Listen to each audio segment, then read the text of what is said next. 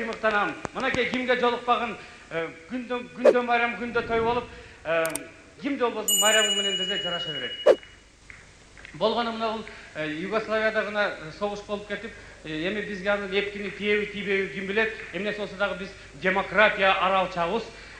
Бизге анын эпкини тийбейт деле болуш керек. Анын үстүнө биздин борбор шаарыбыздагы жолдорду көргөн душман коркуп биздин танкабыз берге тыгылып калат деп келбейт деле болуш керек. Борбор шаарда ошондой болот, кана башка жакта кандай болот деп. Анан албетте эмнеси болсо дагы жаман айтпай жакшы жок дейт. Эртең жакында аскерге бара турган жигиттер бизде бар. Андай согуш маалы бизде болбосун. Эгерде болуп кала турган болсо мен татыктуу аскер кызматын өтөйүн деген жигиттер араңарда барбы? Ой, Манастын тукумдары! Барбы? Ой, азаматтар! Бар болсоңор жакшы барып келиңер. Бирок силер баргандан кийин биздин элибиздин, жерибиздин намызын, абийирин төкпөй чачпай, туу сыяктуу бийик көтөрүп келериңерге биз ишенебиз. Ал эми силердин сүйгөн кыздарыңар силерди чыдамсыздык менен күтөрүнө силер ишенгиле. Ишенгиле. Алар силерди ушунчалык чыдамсыздык менен күтүшөт. Ал эгер силер аскерден кийин келгенден кийин силерге татынакай жеңе болуп калышы эч көп эмес. Анан кийин жаман кишилерче, "О, мени сүйгөнүм кара өзүмө жаман болуп калган турбайбы, мен эмне кылам, мен эми өлөм" деген сөздү токтоткула. Силерди жигит деп коюп тур.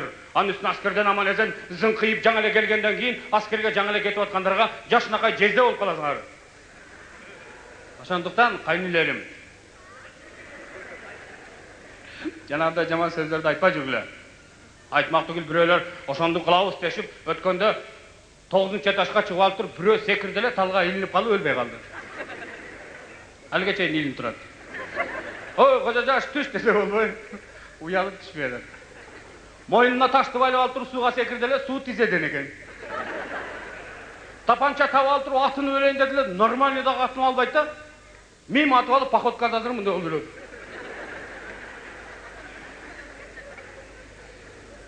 Ичип өлөм дейт. Айланып кетейин. Өткөндө цианид ичти го элдер. Өлгөн жок. Ачкадан өлөм дейт. Кудай бар, ачкадан азыр эч ким өлбөйт. Өткөндө жалпы кыргыз ороза кармады, бирөө да өлгөн жок. Поездга жатып алып өлөм деди эле, кышы боюнча жатты, поезд келбей койду. Анын үстүнө Россияда шахтерлор жатып алып кое бербей атты. Ошончолук эле өлгүң келип бараса, андан көрө жакшы иште, жакшы жаша, кабат-кабат үйлөрдү кур, катар-катар машинелерди мин, элге көрүн. Көрө албагандар бизде море. Кыргыз эмеспизби, бирөө жарым келип туруп сени кыйнабай эле өлтүрүп кетет. Мына менин башыман эмнелер гана өткөн жок. Мисалы үчүн мен да аскерде болгом. Аскерден келгенде Нина деген бир татынакай кызды алып келгем. Комсомолка, спортсменка, студентка, красавица. Каягынан албаган барлык жагынан жарашат. Анан кыргызда жакшы салт бар эмеспи? Аял кишиге бир жумада бирден камчы берип тургузаң болбойт деген. Анан мен Нинага айттым: "Нина, если у меня колпак на жельке, затылке, тогда у меня настроение хорошее. Ай, драться не буду. Если у меня колпак на лобе, бешене, то у меня настроение плохое. Я тебя бить буду". Рязан, слушай, кому ты это говоришь?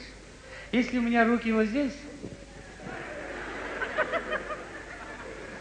я не посмотрю, где твой колпак. Арданып кетип, эркектер эмесин жүгүрүп барып туруп тап берип калдым эле, Нинам эзеле ниндзя экен. Анан кийин эки кочкордун башы бир жерге кайнабай турбайбы? Нина, мен аны туура түшүнөм деп туруп, бир күндө жөнөтүп жүрдүм, бирок өлгөн жокмун.